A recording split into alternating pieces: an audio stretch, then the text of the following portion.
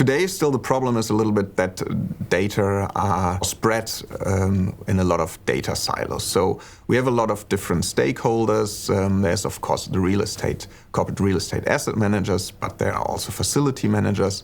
There are other service providers. There are the employees themselves, insurance companies, and a lot of stakeholders. And all of them have a little bit information about the building, but no one has really the complete overview. And this is true for the small building, but also for the whole scale of the complete portfolio. And our platform is integrating all these data.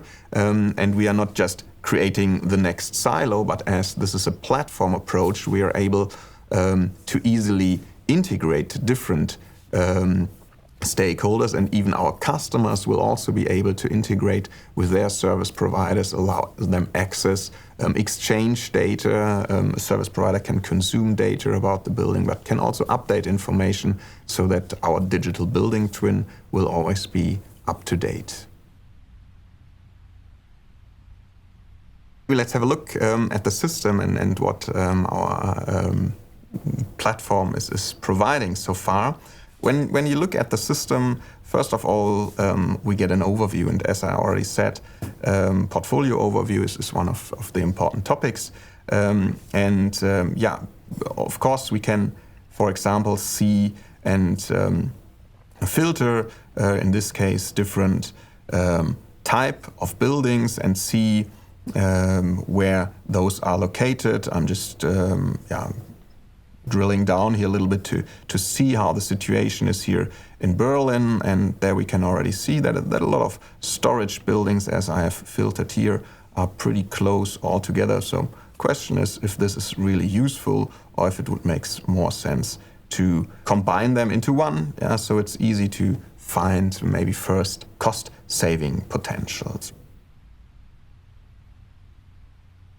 Having an overview is nice, but that's not what really provides the actual insight and the value of the platform. Lease contracts are one of the cost drivers in this area for real estate, of course, and therefore a global overview really provides value to see, okay, where have contracts been extended, where are new contracts, and of course also where do we have to end the contracts.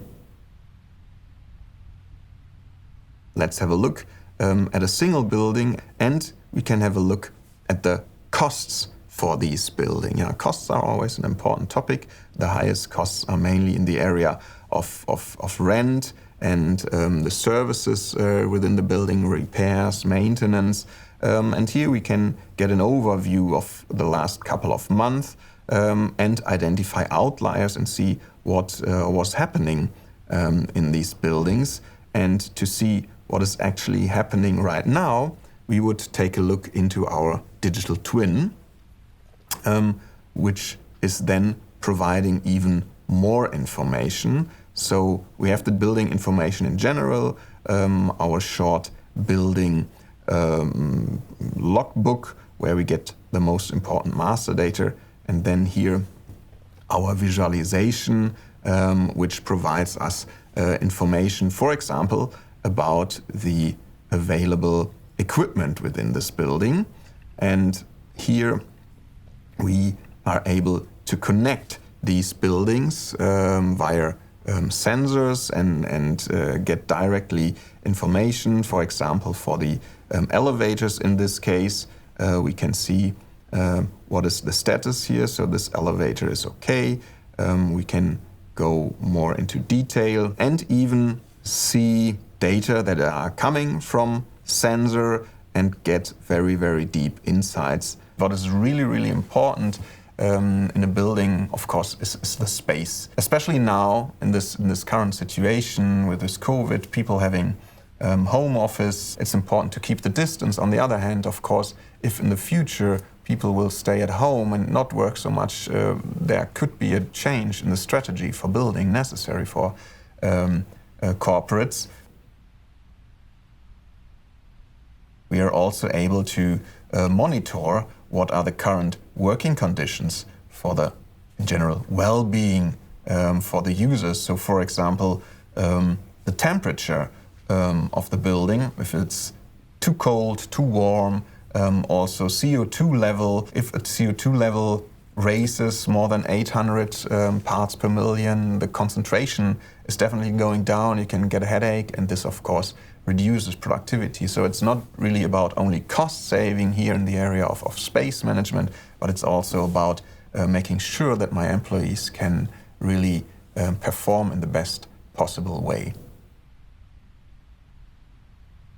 Sustainability is a very important topic, and here also our system can provide a lot of insights, for example, for the resource consumption. So we can see here an overview. Again, we are on a global level, and we can see the general consumptions for electricity, the fuels, district heating, other resources that are consumed. And here we can get an overview, for example, by having a look on all the buildings we are having here in our system, and easily, for example, sort according to the intensity of the energy consumption and identify the buildings where actions might be necessary to increase, or in this case decrease, the carbon footprint and increase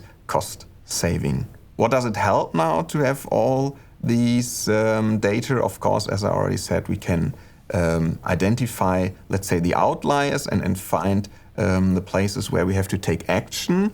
But we can also have a look in the future, and especially in the area of carbon emissions. So our system is also providing the carbon emissions for the all the consumptions we were having here, analyze the carbon risk, and also see how will be the carbon risk situation or the carbon situation in the future. This means, of course, this platform is not only providing benefits right now, but with a look into the future, we can also provide benefits for the next couple of years.